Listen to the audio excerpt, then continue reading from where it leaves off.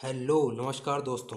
स्वागत करता हूं आपका एनसीईआरटी एक्सप्लेनेशन के एक और नए चैप्टर में, जो है फोटोसिंथेसिस इन हायर प्लांट्स। इस चैप्टर को हम लगभग 3 या 4 पार्टों में कवर करने की कोशिश करेंगे। तो ये बहुत ही इंटरेस्टिंग चैप्टर है जिसमें पूरे फोटोसिंथेसिस के प्रोसेस को समझाया हुआ है। तो शुरू करते हैं फोटोसिंथेसिस इन हायर प्लांट्स।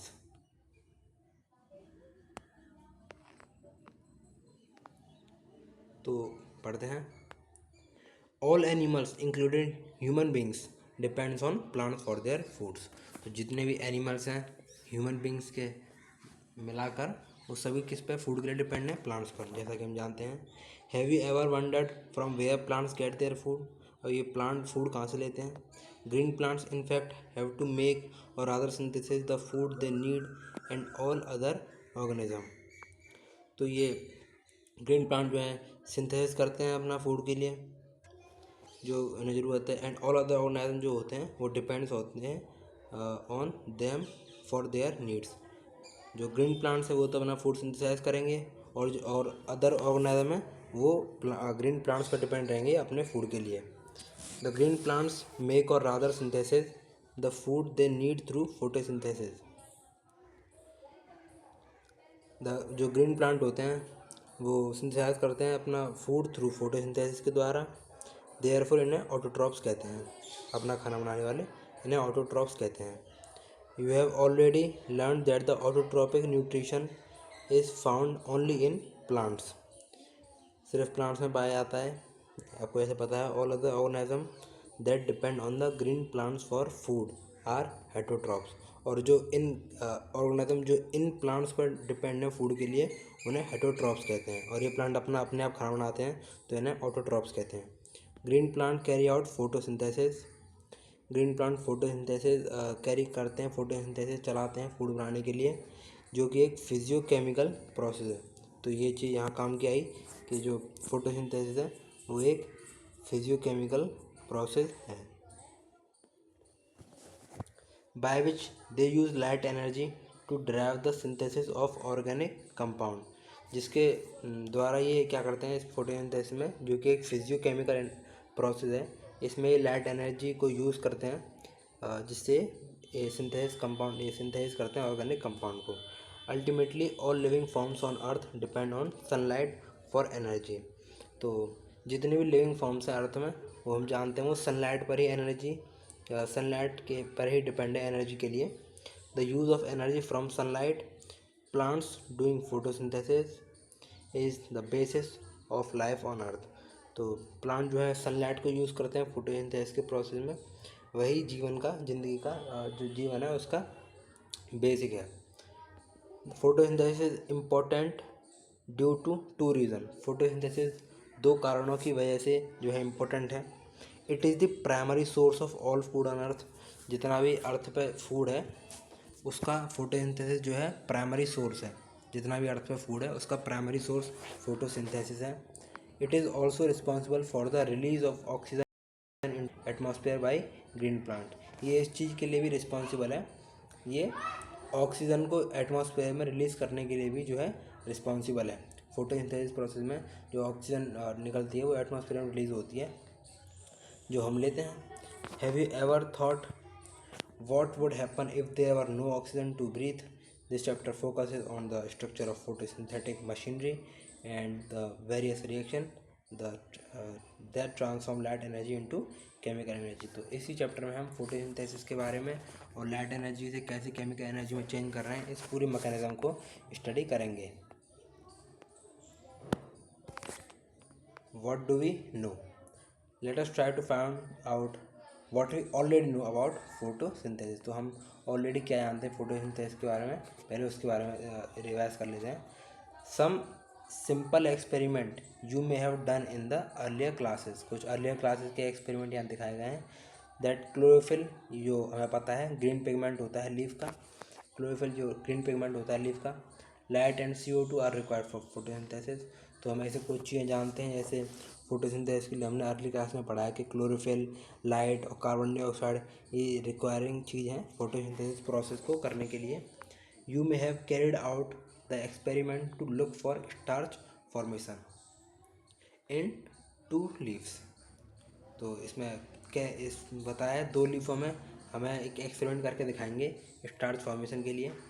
एक लेंगे अ वेरीगेटेड लीफ और a leaf that was partially covered with black pepper. या तो एक वेरीगेटेड लीफ लेंगे जिसमें क्लोरोफिल नहीं है, जिसमें क्लोरोफिल की एब्सेंस हो चुकी है, जो सूख चुकी है, जो मुरझाई हुई है, वो लेंगे। या फिर एक ऐसी लीफ लेंगे जो कि पार्शली कवर कर रखी है हमने किसी ब्लैक पेपर से, एंड एक्सपोज टू लाइट, और फिर उसे लाइट में रख देंगे जहाँ पे उसे सनलाइट मिले। On testing these leaves for the presence of starch, it was clear that photosynthesis occurred only in the green part of the leaves in the presence of light। तो यहाँ मैं दिखाता हूँ आपको वेरीगेटेड लीफ का diagram. तो ये है वेरीगेटेड लीफ, ठीक है। तो इस लीफ में क्या है, ग्रीन कलर के साथ साथ और भी कलर रखे हैं, जैसे ये वाइट वाइट पोर्शन है, यहाँ से लीफ जो है इसमें क्लोरोफिल जो है ख़त्म हो चुका है, और ये ग्रीन पोर्शन है, ठीक है। एक तो हमने ऐसी लीफ ली, और या फिर ऐसी लीफ ले ली कि एक लीफ ले ली पूरी ग्रीन, ये ग्रीन लीफ ले ली पूरी, और इसे इतना जो पोर्शन है इसका, ये पोर्शन ये जो है ब्लैक पेपर से कवर अप कर दिया, ब्लैक पेपर से ढक दिया। तो जब इन पे लाइट गिराएंगे तो देखेंगे कि जो ग्रीन पार्ट है, ग्रीन पार्ट, ये ग्रीन पार्ट और इसका ये वाला ग्रीन पार्ट, सिर्फ इसी पार्ट पे जो है फोटोसिंथेसिस होगी in the presence of light. जो पार्ट नहीं है, जो यहाँ कवर कर रखा है, यहाँ ग्रीन नहीं है, ये वाला पार्ट, इस पर जो है फोटोसिंथेसिस देखने के लिए नहीं मिलेगी। अब वो देखते हैं क्यों नहीं मिलेगी फोटोसिंथेसिस, क्योंकि भाई वहाँ क्लोरोफिल नहीं है। क्लोरोफिल एक बहुत ही महत्वपूर्ण जो है एलिमेंट है फोटोसिंथेसिस के लिए, तो क्लोरोफिल नहीं है तो फोटोसिंथेसिस नहीं होगी। आगे बढ़ते हैं।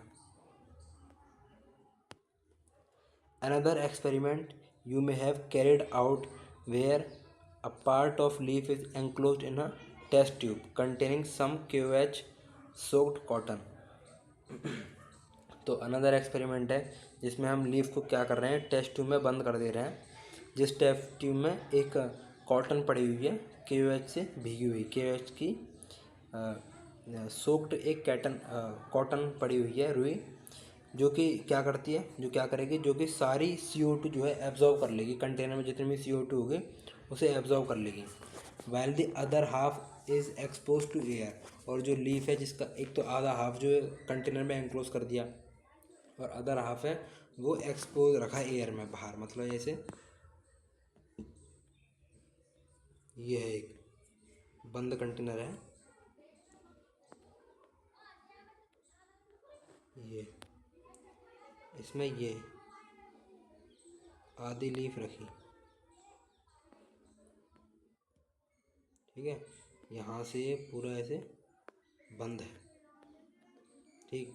तो ये वाला पार्ट है, ये एयर में एक्सपोज है, और यहाँ कॉटन पड़ी हुई है जो कि KOH की सोक्ड है, तो ये सारी CO2 जो है एब्जॉर्ब कर लेगी यहाँ से अंदर से।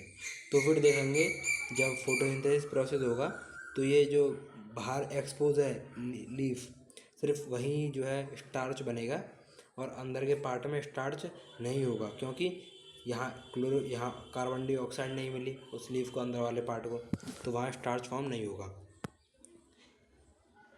The setup is then placed in light for some time on testing for the presence of starch. Later in the two parts of leaf, you must have found that the exposed part of the leaf tested positive for starch, exposed part में starch मिलेगा, while the portion that was in the tube tested negative, और जो अंदर है वो उसमें starch नहीं मिलेगा तो वो negative शो रहेगा। This showed that CO2 was required for photosynthesis. इससे हमें पता चलता है कि जो CO2 है वो भी फोटोसिंथेसिस के लिए ज़रूरी है। Can you explain how this conclusion could be drawn. तो क्योंकि CO2 नहीं है, और CO2 एक महत्वपूर्ण वो चीज़ है फोटोसिंथेसिस के लिए। अर्ली एक्सपेरिमेंट्स की बात करते हैं। It is interesting to learn about two simple experiment that led to a gradual development in our understanding of photosynthesis. Joseph Priestley, इसका एक्सपेरिमेंट मतलब इसकी उम्र की वो दे रखी है 1733 से 1804 तक, और इसने 1770 में performed a series of experiment that revealed the essential role of air in the growth of green plant. तो इसके एक्सपेरिमेंट से जो रोल का एक एसेंशियल रोल है ग्रीन प्लांट की, उसमें वो जो है पता लगाया कि एयर का क्या रोल है। Presley you may recall discovered oxygen in 1774, और प्रेस्ले ने जो कि ऑक्सीजन भी डिस्कवर्ड करी 1774 में। तो ये कहाँ का पॉइंट है, हु डिस्कवर्ड ऑक्सीजन, तो Priestley discovered oxygen in 1774। Priestley observe that a candle burning in a closed space, a bell jar, soon gets extinguished. तो प्रेस्ले ने बताया कि एक क्लोज्ड स्पेस में एक बेल जार में एक कैंडल बर्न कर रही है, तो वो जल्द ही जो है एक्सटिंग्विश कर जाएगी, जल्दी बुझ जाएगी। Similarly a mouse would soon suffocate in a closed space. ऐसे ही अगर उस कैंडल की जगह एक माउस रखेंगे उस क्लोज स्पेस में, तो वो भी जो है सफोकेशन के कारण बाद में कुछ टाइम के बाद जो है डाई कर जाएगा, उसमें सर्वाइव नहीं कर पाएगा। तो he concluded that a burning candle और an animal that breathe the air. तो इसने इससे एक कंक्लूजन निकाला कि जो बर्निंग कैंडल और जो एनिमल है जो एयर को ब्रीथ कर रहा है उसको, जो उसमें जार में या क्लोज स्पेस में है, both somehow damage the air, दोनों किसी न किसी प्रकार से जो एयर है उसको डैमेज कर रहे हैं। But when he placed a mint plant in the same bell jar, जब उसने मिंट प्लांट को उसी सेम बेल जार में रख दिया, तो उसने पाया कि माउथ भी अलाइव, जो माउस था वो भी जिंदा है और कैंडल भी जो है जल रही है, कंटिन्यू टू बर्न। तो इसलिए हाइपोथेसिस एज फॉलोज। तो इसने बताया कि जो प्लांट है, उसने बताया कि पहले खाली मोमबत्ती रख रहे हैं, तो कुछ टाइम मोमबत्ती जो है बुझ जा रही है, जब एयर पूरी तरीके डैमेज हो जा रही है। खाली माउस रख रहे हैं तो वो भी सफोकेशन के कारण जो है उसमें डाई कर जा रहा है क्लोज्ड बेल जार में। पर जब उन दोनों के साथ जो है एक मिंट प्लांट भी रख दे रहे हैं, तो जो है जो ये डैमेज कर रहे थे एयर, उसको ये मिंट प्लांट जो है प्यूरीफाई कर दे रहा है। तो उसकी वजह से जो माउस है वो भी ज़िंदा है और जो है कैंडल वो भी बर्न कर रही है। तो यही बताया इसने कि Priestley hypothesis as follows, plants restore the air what breathing animal at burning candles remove. तो प्लांट उस एयर को रिस्टोर कर रहा है जो कि एनिमल और जो कैंडल है जिसको वो रिमूव कर रही हैं, तो उस एयर को वो रिस्टोर कर रहा है कि दोबारा से वो एनिमल और कैंडल उसे ले रही हैं एयर को और अपनी जो है प्रक्रिया को जारी रख पा रहे हैं। Can you imagine how Presley would have conducted the experiment using a candle and a plant? Remember, he would need to rekindle the candle to test whether it burns after a few days. How many different ways can you think of light the candle without disturbing the setup? ये फालतू चीज़ें रखी हैं। Using a similar setup as the one used by Presley, but by placing it once in the dark. अब यहाँ से आया कि ऐसा ही सेटअप किया जैसा प्रेस्ले ने किया था, बट उसे यहाँ डार्क में भी रखा गया और एक बार सनलाइट में भी रखा गया। तो किसके द्वारा? Jain engine house 1730। तो भाई मैंने तो ऐसे याद रख रखा है कि जैसे प्रेस्ले है, तो प्रेस्ले में माउस वाला एक्सपेरिमेंट है। माउस को हिंदी में मुंह से वगैरह ऐसा भी कुछ कहते हैं, शायद जानते हो आप, गांव में कहते हैं। तो ऐसे करके तो प्रेस्ले इसमें भी ए की आ रही है, मुंह से में भी ऐसे साउंड कर रहा है ना, तो याद आ जाता है कि प्रेस्ले से वो माउस वाला जो है एक्सपेरिमेंट है। और उसके बाद जैन इंजन हाउस में याद आता है कि इंजन में से जो है बिजली और इन सब का काम होता है।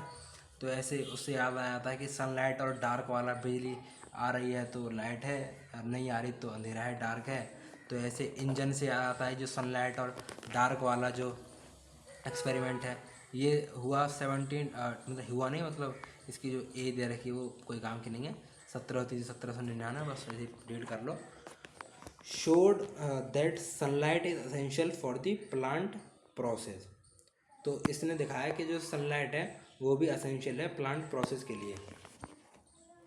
That somehow purifiers the air fooled by burning candles और ब्रीदिंग एनिमल्स, जो कि उसमें मदद कर रही है, जो मतलब जो प्लांट है, ठीक है, तो उसके लिए सनलाइट भी ज़रूरी है, जब भी वो एयर को प्योरीफाई कर पाएगा, ये कहने का मतलब है, ठीक है।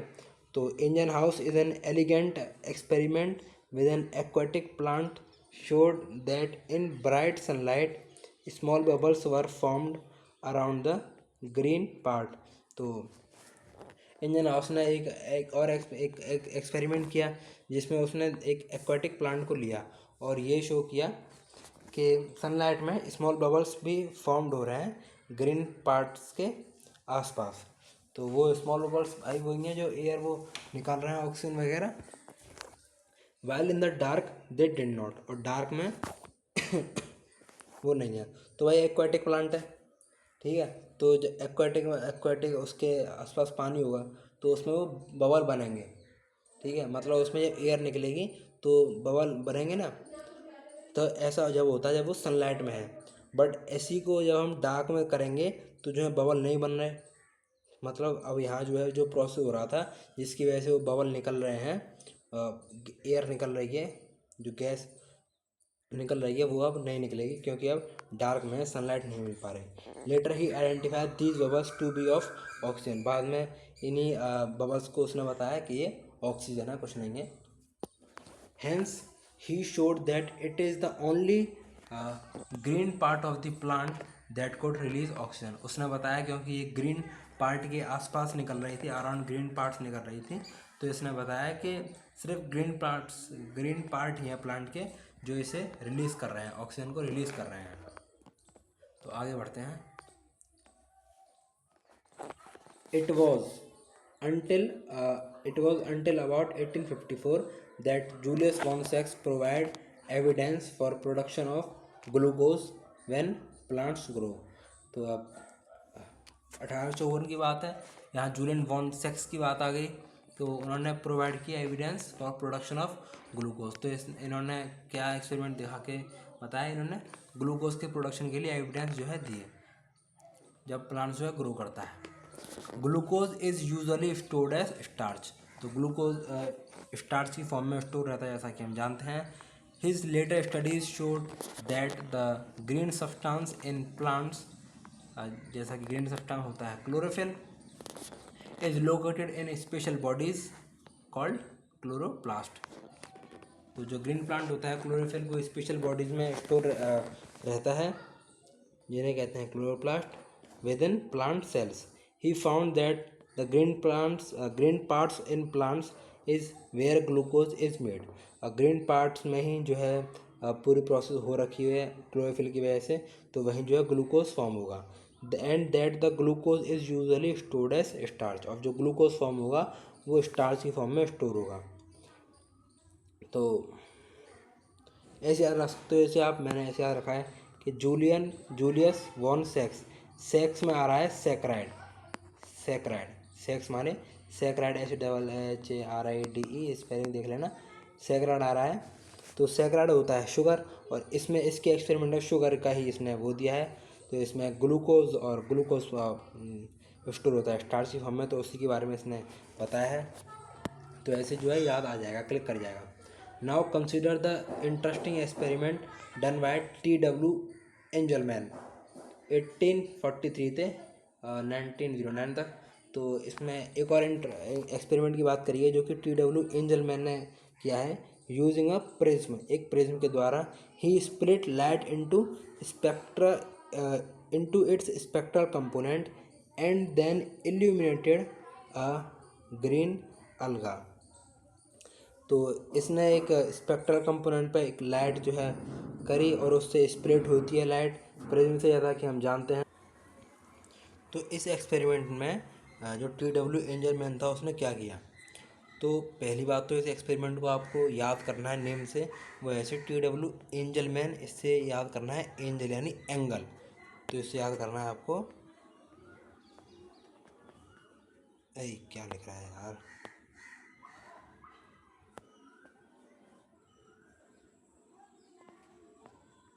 एंगल, एंगल याद करना है, ठीक है। एंगल से याद आएगा प्रिज्म, प्रिज्म में एंगल। तो फिर प्रिज्म पे जो है लाइट को स्प्लिट करवाता है, तो ऐसे ही प्रिज्म है, इस पर लाइट जो है स्प्लिट करती है वेब की ओर में, ठीक है। फिर वो क्या कराता है, इस लाइट को इल्यूमिनेट कराता है एक ग्रीन अलगा जिसका नाम है क्लेडोफोरा। तो इस लाइट को इल्यूमिनेट कराता है, डालता है एक ग्रीन अलगा जिसका नाम है क्लेडोफोरा, ग्रीन अलगा जिसका नाम है क्लेडोफोरा, उस पर इस लाइट को डालता है, ठीक है। और फिर उस पर जो कि है plague in a suspension of aerobic bacteria, वो ग्रीन अलका कहाँ है, एक एरोबिक बैक्टीरिया की सस्पेंशन पर रखा हुआ है, उस पर ही इसको डाल रहा है।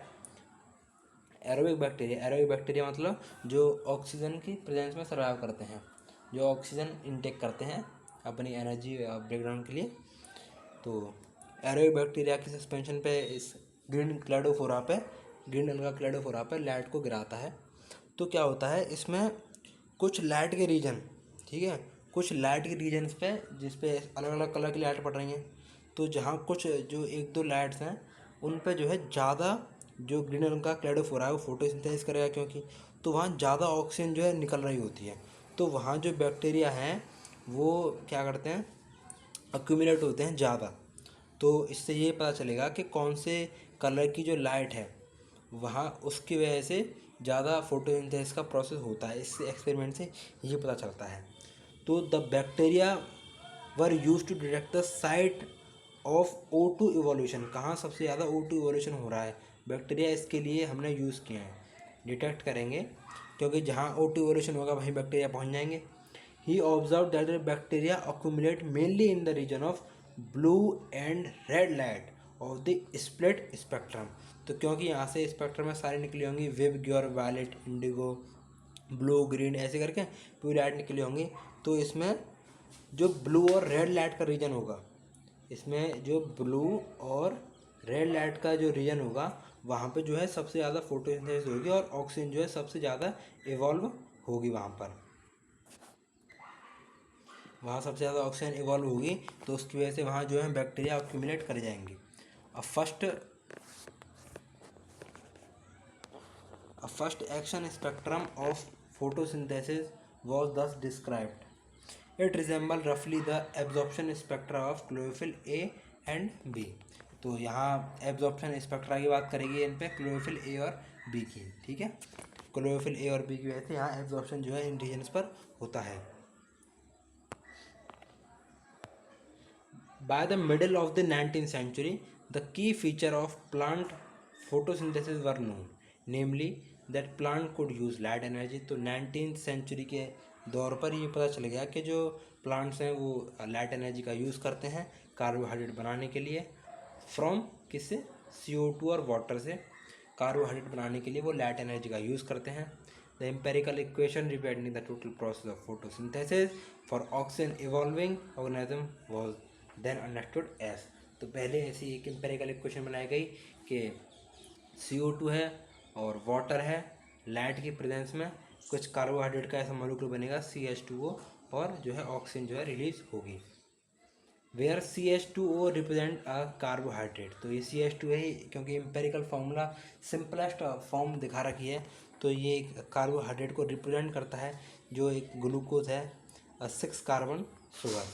तो यहाँ हम अगर कार्बन 6 रखते हैं तो इस मॉलिक्यूल पे अगर होल 6 लगाते हैं तो C6H12O6 जो है बन जाएगा। तो यहाँ ये एम्पेरिकल फार्मूला लिखा हुआ है।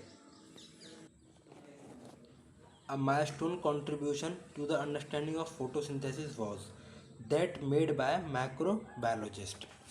तो फोटोसिंथेसिस पे एक और माइक्रोबायोलॉजिस्ट ने बनाया एक अंडरस्टैंड करने के लिए, कॉर्नियस वैन नील, 1897 से ये डेट ऑफ बर्थ लिखी हुई है, who based on his study for of purple and green bacteria, जिन्होंने एक्सपेरिमेंट किया है पर्पल एंड ग्रीन बैक्टीरिया पर, demonstrated that photosynthesis is essentially a light dependent reaction. इन्होंने बताया कि फोटोसिंथेसिस है वो एक लाइट डिपेंडेंट रिएक्शन है, in which hydrogen from suitable oxidisable compound reduces carbon dioxide to carbohydrate. तो उन्होंने इसने बताया कि हाइड्रोजन किसी सूटेबल ऑक्सीडाइजेबल कंपाउंड से आता है और वो रिड्यूस करता है कार्बन डाइऑक्साइड से कार्बोहाइड्रेट। तो जैसा कि जानते हैं रिड्यूस यानी रिडक्शन में क्या काम होता है, ऑक्सीजन का जो है या तो रिमूवल ऑफ ऑक्सीजन हो या एडिशन ऑफ हाइड्रोजन हो, तो उस प्रोसेस को रिडक्शन कहते हैं। तो यहीं यही बात बता रखी है कि हाइड्रोजन किसी ऑक्सीडाइजेबल कंपाउंड से, अब ऑक्सीडाइजेबल कंपाउंड इसलिए है क्योंकि वहाँ से हाइड्रोजन निकलेगा और कार्बन डाइऑक्साइड में जुड़ेगा कार्बोहाइड्रेट बनाने के लिए, तो वो कंपाउंड ऑक्सीडाइजेबल हुआ और कार्बन डाइऑक्साइड जो हुआ वो रिड्यूस हुआ कार्बोहाइड्रेट बनाने के लिए। तो वो किसी सूटेबल कंपाउंड से आएगा।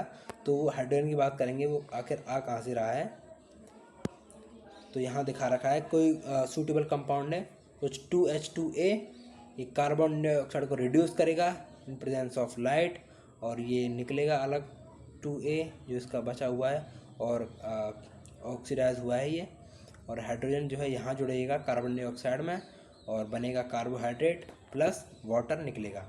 तो इन green plants H2O is the hydrogen donor. Green plants में क्या होता है, H2O हाइड्रोजन डोनर होता है। ग्रीन प्लांट्स में हाइड्रोजन डोनर कौन होता है रिड्यूस करने के लिए कार्बन डाइऑक्साइड को, तो वो होता है H2O and is oxidise to O2। और क्योंकि इसमें से हाइड्रोजन निकल रहे हैं तो H2O ऑक्सीडाइज कर जा रहा है O2 में, and is oxidise to O2, और हाइड्रोजन रिड्यूस कर देगा कार्बन डाइऑक्साइड को और जो है कार्बोहाइड्रेट बन जाएगा। Some organism do not release oxygen during photosynthesis, but कुछ ऑर्गेनिज्म ऐसे भी हैं जो ऑक्सीजन रिलीज़ नहीं करते फोटोसिंथेसिस के दौरान। तो वो ऑक्सीजन रिलीज़ क्यों नहीं कर रहे हैं, क्योंकि उनमें जो हाइड्रोजन डोनर होगा कंपाउंड वो वाटर नहीं होगा, क्योंकि वाटर में जब हाइड्रोजन डोनेट करने के बाद ऑक्सीजन जो है रिलीज़ होता है, H2O ऑक्सीडाइज कर जाता है ऑक्सीजन में, बट जो ऑक्सीजन नहीं जो है रिलीज़ कर रहे हैं इसका मतलब उनमें H2O नहीं है हाइड्रोजन डोनेटिंग प्रोडक्ट। तो when H2S instead is the hydrogen donor for purple and green sulphur bacteria. तो जो पर्पल और ग्रीन सल्फर बैक्टीरिया हैं वहाँ H2O हाइड्रोजन डोनर नहीं है, वहाँ जो है हाइड्रोजन कहाँ से आ रहा है, H2S से।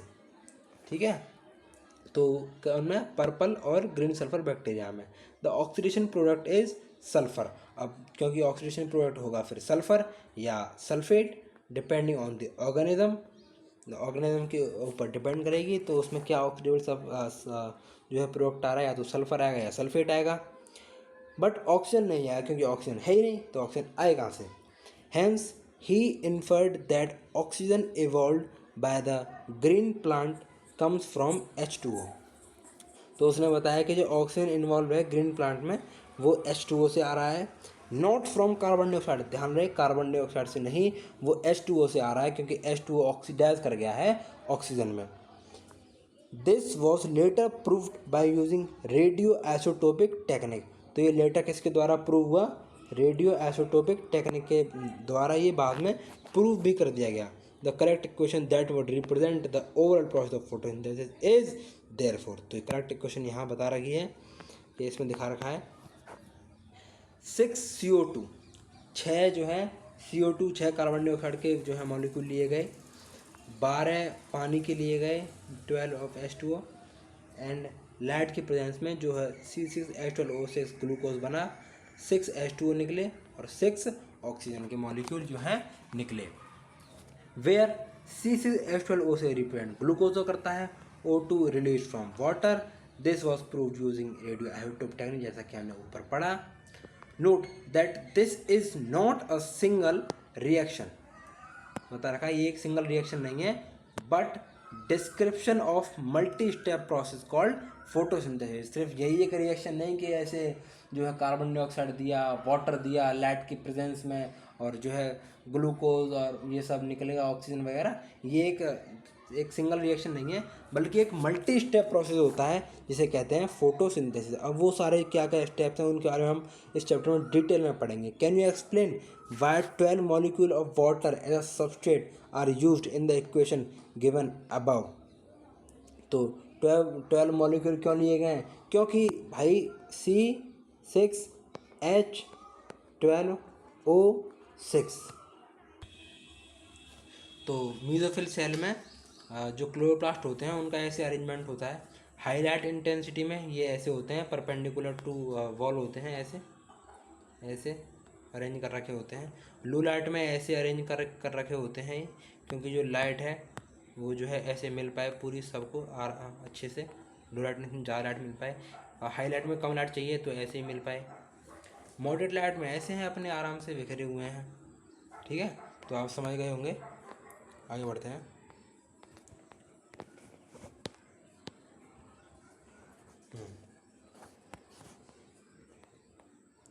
तो यहाँ ये पूरा पैरा जो है हमने पढ़ लिया है। इसमें कुछ नहीं था। फोटोसिंथेसिस जो है ग्रीन लीव्स में होती है, और भी जो ग्रीन पार्ट्स है उनमें होती है। और जो क्लोरोप्लास्ट होता है वो लार्ज नंबर में होता है म्यूजिफिल सेल में, और वो अपने आप को ऑप्टिमम लाइट की क्वांटिटी के हिसाब से अरेंजमेंट करते हैं। ऐसे परपेंडिकुलर हो जाते हैं, ज़्यादा लाइट की कंडीशन होती है, और पैरेलल हो जाते हैं वॉल्स के जब लाइट जो है वो कम आती है। तो यू हैव स्टडीड बता रखा है। Within the chloroplast, there is a membranous system consisting of grana, the stroma lamella, and the matrix stroma. There is a clear division of layer within the chloroplast. Chloroplast में clearly division होता है इन सब चीज़ों में। इसमें membranes system होता है, जो ग्रेना होता है का मेम्ब्रेनस सिस्टम, जिसमें ग्रेना होती है, स्ट्रोमा लैमेला होती है, मैट्रिक्स होती है स्ट्रोमा। और the membranes system is responsible for trapping the light energy. जो मेम्ब्रेनस सिस्टम होता है वो लाइट एनर्जी को ट्रैप करने के लिए रिस्पॉन्सिबल होता है। तो मेम्ब्रेनस सिस्टम में ग्रेना क्या होता है, ये अंदर थैलाकॉइड के अंदर, वो क्लोरोप्लास्ट के अंदर थैलाकॉइड्स होते हैं ऐसे, वो अपने आप को ऐसे अरेंज कर लेते हैं, जैसे कॉइन्स रखती हैं एक के ऊपर एक, तो ये स्ट्रक्चर को बोलते हैं ग्रेनम। और ऐसे ये जुड़े रहते हैं स्ट्रोमा लैमेला के थ्रू दूसरे से। ग्रेना होते हैं ऐसे कई सारे। जो बाहर का जो ऐसे क्लोरोप्लास्ट में जो बाहर की स्पेस है, इसे कहते हैं स्ट्रोमा। बाहर के स्पेस को, अंदर जो थैलाकॉइड के अंदर है उसे कहते हैं ल्यूमन। थैलाकॉइड के अंदर जो फ्लूइड फील्ड है उसे ल्यूमन कहते हैं, और बाहर का जो क्लोरोप्लास्ट में उसे स्ट्रोमा कहते हैं। और ये जो कनेक्ट कर रही है दो ग्रेना या दो थैलाकॉइड को, इसे कहते हैं स्ट्रोमल लैमेला। स्ट्रोमल लैमेला, ये ऐसा लिखा हुआ है, अभी इसे आगे मैं बताऊंगा, मैंने रफली बताया ऐसे। तो मेम्ब्रेन सिस्टम होता है जो ट्रैप करता है लाइट एनर्जी को। तो लाइट एनर्जी को ट्रैप कर रहा है, और एटीपी और एनएडीपीएच का सिंथेसिस करता है। ये लाइट रिएक्शन में आते हैं। इन स्ट्रोमा इंजाइमेटिक रिएक्शन होती है जो शुगर को बनाती है। ये डार्क रिएक्शन में आता है, विच इन टर्न्स फॉर्म स्टार्च, जो कि स्टार्च को फॉर्म करता है इसकी वजह से। तो लाइट रिएक्शन में क्या होता है, जो मेम्ब्रेन होती है थैलाकॉइड की, वो लाइट एनर्जी को ट्रैप करती है, और प्रोडक्ट होते हैं उसके एटीपी और एनएडीपीएच। और उन एटीपी और एनएडीपीएच का डार्क रिएक्शन कहते हैं, जिसको जो कि इनडायरेक्टली लाइट पे डिपेंड करती है। मतलब उसके जो प्रोडक्ट बने हैं एटीपी और एनएडीपीएच, उनसे फिर स्ट्रोमा में जो है शुगर का सिंथेसाइज होता है, जो कि स्टार्च फॉर्म में स्टोर होती है। The former set of reaction since they are directly light driven is called light reaction, photochemical reaction. Later जो है जो इनडायरेक्टली लाइट पे डिपेंड है, यानी इसके प्रोडक्ट पे डिपेंड करती है, दैट इज एटीपी और एनएडीपीएच, तो इसे कहते हैं डार्क रिएक्शन। कन्वेंशन है, ऐसा नहीं कि ये डार्क रिएक्शन से ये नहीं समझना है कि लाइट के एब्सेंस में होगी, ये उसके प्रोडक्ट पर डिपेंड करती है, मतलब इनडायरेक्टली डिपेंड करती है लाइट पे। However this should not be constitute to mean that they occur in darkness और that they are not light dependent. ठीक है, तो ये नहीं समझना कि ये लाइट डिपेंडेंट नहीं है, क्या ये डार्क में होती है, ऐसा कुछ नहीं है। ये लाइट की प्रेजेंस में होती है, बस इनडायरेक्टली डिपेंड करती है। तो यहाँ जो है इस डायग्राम को आप समझ लीजिए, ये डायग्राम दिखा रखा है, क्लोरोप्लास्ट का डायग्राम है ये। तो ये क्लोरोप्लास्ट है, इसके अंदर ये इसकी आउटर मेम्ब्रेन और इनर मेम्ब्रेन शो करी हुई है। ये स्ट्रोमा लैमेला है, ये ग्रेना है, ये पूरा स्ट्रक्चर। इसमें ये एक एक पीस जो है वो है थैलाकॉइड, और ये थैलाकॉइड ऐसे जुड़े हुए हैं ये स्ट्रोमा लैमेला से। ये जो बाहर का जो फ्लूइड फील्ड है ये पूरा स्ट्रोमा है जिसमें डार्क रिएक्शन होगी। राइबोसोम्स भी हैं इसमें, स्टार्च ग्रेन्यूल है, लिपिड ड्रॉपलेट्स हैं, और इसकी जो थैलाकॉइड है इसकी मेम्ब्रेन पर जो है लाइट एनर्जी ट्रैप होती है और बनते हैं ATP एंड NADPH। आगे बढ़ते हैं।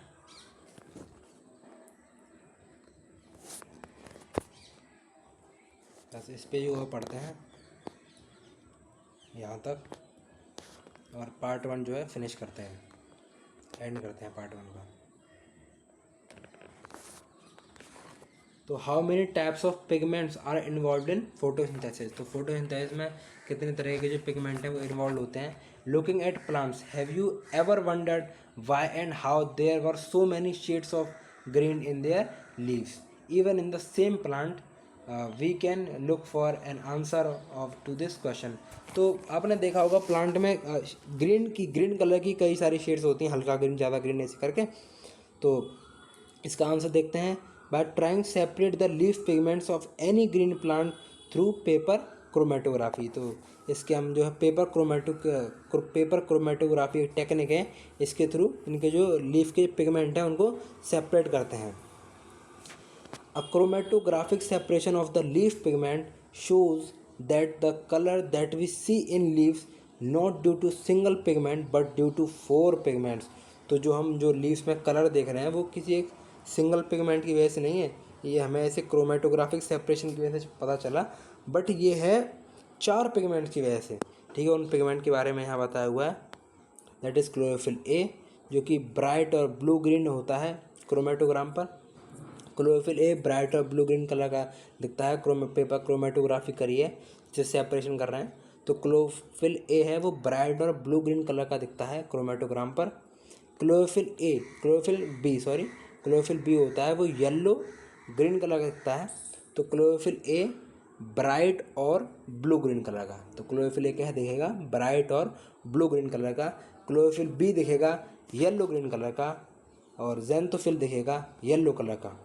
तो पहले ब्राइट और ब्लू ग्रीन, फिर उसके बाद येलो ग्रीन, फिर येलो टू येलो ऑरेंज, तो वो है कैरोटीनॉइड्स होते हैं yellow to yellow orange. Let us now see what roles of various pigment plays in photosynthesis. तो इन वेरियस पिगमेंट का क्या रोल है इसको समझते हैं। Pigments are substance that have an ability to absorb light. तो पिगमेंट वो सब्सटेंस है जिनके पास लाइट को एब्जॉर्ब करने की एबिलिटी है एट स्पेसिफिक वेवलेंथ। अपनी अपनी कुछ स्पेसिफिक वेवलेंथ है कि उस वेवलेंथ की जो लाइट आएगी तो उसे वो एब्जॉर्ब करेंगे। Can you gas which is the most abundant plant pigment in the world. क्या तुम गैस कर सकते हो कि कौन सा जो है मोस्ट अबंडेंट प्लांट पिगमेंट है वर्ल्ड में। Let us study the graph showing the ability of chlorophyll a pigment to absorb light of different wavelength.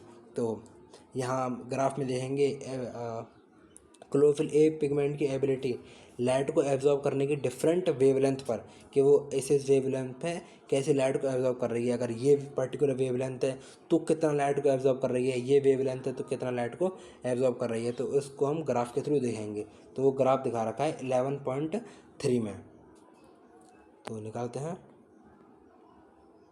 11.3, ये सब ग्राफ में दिखाया हुआ है। यहाँ किसी एक 11.3A मतलब सबसे ऊपर वाले ग्राफ में। तो यहाँ वाई एक्सिस पे दिखाया हुआ है absorption of light chloroplast pigment. तो यहाँ लाइट का क्लोरोप्लास्ट दिखाया, मतलब जितना ऊंचा जाएगा तो मतलब उतना एब्जॉर्प्शन हुआ है। तो दिखा रखा है कि आगे इस तरफ जो है वेवलेंथ बढ़ रही है, इस तरफ वेवलेंथ बढ़ रही है। तो यहाँ कुछ वेवलेंथ होगी, उस पर जो है क्लोरोफिल ए सबसे ज़्यादा जो है एब्जॉर्प्शन कर रहा है लाइट का। फिर कुछ यहाँ वेवलेंथ आई, उस पर क्लोरोफिल बी जो है एब्जॉर्प्शन कर रहा है। कैरोटीनॉइड जो है पिगमेंट वो ऐसे एब्जॉर्प्शन कर रहे हैं वेवलेंथ के हिसाब से। यहाँ से ज़्यादा वेवलेंथ हुई तो कैरोटीनॉइड पिगमेंट एब्जॉर्प्शन नहीं कर रहे लाइट का। यहाँ एब्जॉर्प्शन कर रहा है क्लोरोफिल बी, यहाँ भी क्लोरोफिल ए। तो क्लोरोफिल ए है, अब ये जाहिर सी बात है यहाँ जो है ब्लू और रेड रीजन रहे होंगे, क्योंकि आगे जाने पर जो है वेवलेंथ बढ़ रहा है तो यहाँ रेड कलर रहा होगा, रेड वाली वेवलेंथ रही होगी। तो यहाँ एब्जॉर्प्शन दिखा रहा है लाइट का, यहाँ जाहिर सी बात है ब्लू वाली रही होगी। तो यहाँ एब्जॉर्प्शन दिखा रहा है, ठीक है। तो ब्लू पर ये पूरा इतना लगभग ब्लू का ही रहा होगा, तो यहाँ क्लोरोफिल बी और क्लोरोफिल ए दिखा रहा है, और यहाँ रेड पर भी क्लोरोफिल बी और क्लोरोफिल ए जो है एब्जॉर्प्शन दिखा रहे हैं लाइट का।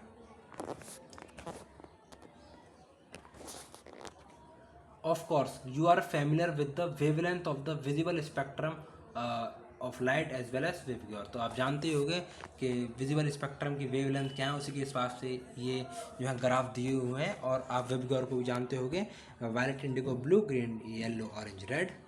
From figure 11.3a can you determine the wavelength colour of light at which chlorophyll a shows the maximum absorption. तो जैसा कि मैंने बताया कि हमने पीछे पढ़ा हुआ है कि ब्लू और रेड लाइट रीजन में ज़्यादा जो है मैक्सिमम एब्जॉर्प्शन शो कराती हैं, तो उन्हीं की वेवलेंथ पे आगे बढ़ने पे वेवलेंथ बढ़ रही है, और रेड की वेवलेंथ हम जानते हैं ब्लू से ज़्यादा होती है। तो ब्लू और रेड रीजन पे ये मैक्सिमम एब्जॉर्प्शन लाइट का शो करा रहे हैं, chlorophyll a, chlorophyll b. Does it show another absorption peak at any other wavelength too, if yes which one. तो बतानी है, किसी और पे दिखा सकते हैं। Now look at figure 11.3b showing the wavelength at which maximum photosynthesis occur in plant। तो 11.3b में दिखा रखा है कि मैक्सिमम जो है मैक्सिमम फोटोसिंथेसिस किस पे हो रही है। तो भाई जिस पे मैक्सिमम एब्जॉर्प्शन होगा उसी मैक्सिमम फोटोसिंथेसिस होगी, क्योंकि इस वेवलेंथ पे यहाँ ब्लू वाली पे, यहाँ कुछ रेड वाली पे मैक्सिमम एब्जॉर्प्शन ऑफ लाइट हो रहा है, तो यही ना मैक्सिमम फोटोसिंथेसिस होगी, इन्हीं रीजन में मैक्सिमम फोटोसिंथेसिस होगी। तो रेट ऑफ फोटोसिंथेसिस और मेजर्ड बाय ऑक्सीजन रिलीज, तो ज़्यादा फोटोसिंथेसिस तो ज़्यादा ऑक्सीजन रिलीज होगा। और यहाँ क्योंकि इस पर्टिकुलर वेवलेंथ पे ब्लू और रेड लाइट की पे ज़्यादा फोटोसिंथेसिस हुई है, ज़्यादा ऑक्सीजन रिलीज होगा, तो वही चीज़ दिखा रही है ग्राफ से। Can you see that the wavelength at which there is maximum absorption by chlorophyll a, chlorophyll a maximum absorption दिखा रही है in the blue and red region. आगे ना वही बात, ब्लू और रेड रीजन की बात कर रहे हैं ये। Also show higher rate of photosynthesis, blue और रेड रीजन पे हायर रेट ऑफ फोटोसिंथेसिस रहती है। Hence we can conclude that with we can conclude that chlorophyll A is the chief pigment associated with photosynthesis। तो इस चीज़ से हमें पता चलता है कि क्लोरोफिल ए है वो चीफ पिगमेंट है फोटोसिंथेसिस के लिए। By looking at figure 11.3c can you see that there is a complete 1-to-1 overlap between the absorption spectrum of chlorophyll A and the action spectrum of photosynthesis। तो अब 11.3 से हम पता लगाएंगे कि जो एब्जॉर्प्शन स्पेक्ट्रम है क्लोरोफिल ए का, वही है एक्शन स्पेक्ट्रम ऑफ फोटोसिंथेसिस। मतलब जहाँ लाइट की एब्जॉर्प्शन ज़्यादा हो रही है वहीं फोटोसिंथेसिस ज़्यादा हो रहा है। यही एक 1-to-1 ओवरलैप दिखा रखा है, जैसे यहाँ दिखा हुआ है 11.3 में। तो इन रीजन पे जो लाइट की एब्जॉर्प्शन ज़्यादा हुई है तो इन रीजन में फोटोसिंथेसिस भी ज़्यादा हुई है। यहाँ लाइट की एब्जॉर्प्शन ज़्यादा हुई है तो यहाँ पर फोटोसिंथेसिस भी ज़्यादा हुई है, तो वही चीज़ दिखा रखी है। कुछ 400 के आसपास वाली वेवलेंथ पर जो है ब्लू होगा, यहाँ 700 से थोड़ा बहुत कम पर रेड जो है लाइट होगी। तो यहाँ जो है मैक्सिमम एब्जॉर्प्शन हुआ है लाइट का, और जो है जिसकी वजह से जो रेट ऑफ फोटोसिंथेसिस है वो भी यहाँ ज़्यादा रही है। तो वेवलेंथ दिखा रखी है यहाँ नैनोमीटर्स में। बस ये पूरा आपको जो है समझ में आ चुका है। अगर आपको ये इसमें कोई भी डाउट या तकलीफ़ हो रही है तो आप दोबारा से वीडियो पीछे कर देख सकते हो, आप 100% जो है समझ जाओगे, कुछ भी नहीं था इसमें। इस पैरा को पढ़ते हैं और पार्ट 1 को एंड करते हैं। These graphs together show the most of the photosynthesis takes place in the blue and red region of the spectrum। तो blue and red region में दिखाया some photosynthesis does not takes place at other wavelength of the visible spectrum, और कुछ other wavelength है जिन पर photosynthesis नहीं हो रहा। Let us see how this happens। Though chlorophyll A is the major pigment responsible for trapping light, तो chlorophyll A major pigment है light को ट्रैप करने के लिए, जैसा कि हमने पीछे ग्राफ से देखा। Other thylakoid pigments like chlorophyll b, xanthophylls and carotenoids which are called accessory pigments, ये एक्सेसरी पिगमेंट्स हैं। तो जो अदर पिगमेंट्स हैं क्लोरोफिल बी, ज़ैंथोफिल और कैरोटिनॉइड्स के द्वारा, ये होते हैं एक्सेसरी पिगमेंट। ये मेजर पिगमेंट नहीं है लाइट को ट्रैप करने के लिए, ये बस हेल्प करते हैं क्लोरोफिल ए की लाइट को ट्रैप करने के लिए। Also absorb light and transfer the energy to chlorophyll a, ये बस एब्जॉर्ब करते हैं कुछ लाइट और क्लोरोफिल ए को ट्रांसफर करते हैं. Indeed they not only enable a wider range of wavelength of incoming light to be utilised for photosynthesis but also protect chlorophyll a from photo oxidation. ये क्योंकि ज़्यादा वाइड लेंथ को wavelength को cover नहीं कर पा रहे इनकमिंग लाइट की, पर ये उसको प्रोटेक्ट भी करते हैं, उसके साथ क्लोरोफिल ए को प्रोटेक्ट भी करते हैं फ्रॉम फोटो ऑक्सीडेशन से. तो फोटो ऑक्सीडेशन एक ऐसा प्रोसेस है जिसमें जो सबस्ट्रेट होता है वो इन प्रेजेंस ऑफ ऑक्सीजन, जो सबस्ट्रेट होता है वो in presence of oxygen damage कर जाता है बाई लाइट, यानी सनलाइट की वजह से जो सबस्ट्रेट होता है वो ऑक्सीजन की प्रेजेंस में डैमेज कर जाता है. तो उस प्रोसेस को कहते हैं फोटो ऑक्सीडेशन. तो क्या होता है इसमें, जो सबस्ट्रेट होता है जो फोटोसिंथेसिस कराएगा, जो रिएक्टेंट हैं सबस्ट्रेट हैं, वो जो है डैमेज कर जाता है लाइट की वजह से इन प्रेजेंस ऑफ ऑक्सीजन. तो इसी प्रोसेस को कहते हैं फोटो ऑक्सीडेशन. तो इससे भी जो क्लोरोफिल ए को है वो प्रोटेक्ट करते हैं एक्सरी पिगमेंट्स. तो पार्ट 1 में हम यहीं तक कवर करेंगे. इसके बाद पार्ट 2 से हम व्हाट इज़ लाइट रिएक्शन से आगे कंटिन्यू करेंगे. तो आज के लिए इतना ही. Thank you very much. Bye bye.